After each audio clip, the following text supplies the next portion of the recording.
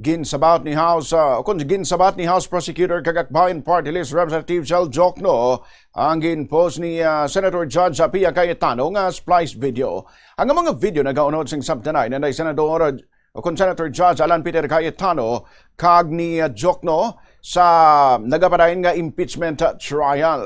Suno kay Diokno, hindi isa ka fishing expedition ang pagpasapinas ang bank records ni Vice President Sara Duterte sa impeachment trial. Ginklaro niya nga mayara ini sa nagakaigo nga basihan kung probable cause base sa Anti-Money Laundering Council bangod sa ginalegar nga binilyon nga transaksyon sa mga accounts ni Duterte kag sa iya bana nga si Attorney Mans Carpio. Inagud makitaan sa trial kung nagasanto ang bank records ang Vice Presidente sa AMLAC reports.